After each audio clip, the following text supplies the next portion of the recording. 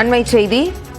சென்னை மாநகராட்சியில் செயல்படும் அம்மா உணவக ஊழியர்களுக்கான ஊதியம் உயர்த்தப்பட்டிருக்கிறது. இதுகுறித்த கூடுதல் விவரங்களோடு செய்தியாளர் தமிழரசி இணைப்பில் இருக்கிறார். தமிழரசி, இந்த முடிவு எப்போது எடுக்கப்பட்டது, எப்படி?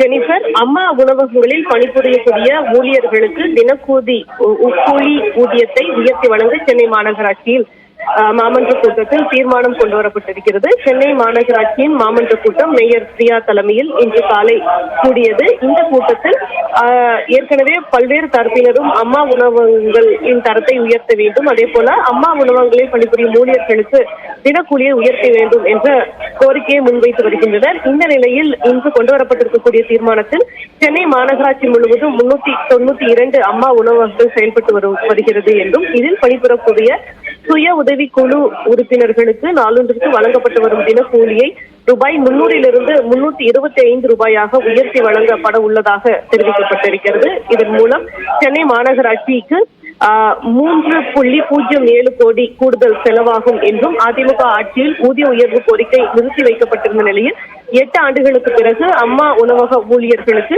தினக்கூலி உயர்த்த வழங்கப்பட்டிருப்பதாகவும் கூறப்பட்டிருக்கிறது. சமீபத்தில் அம்மா உணவக உட்கட்டமைப்பை மேம்படுத்த சென்னை மாநகராட்சி 5 கோடி ரூபாய் நிதி ஒதுக்கியிருந்த நிலையில் தற்போது பணிபுரியக்கூடிய ஊழியர்களுக்கு ஊதிய உயர்வு என்பது அறிவிக்கப்பட்டிருக்கிறது.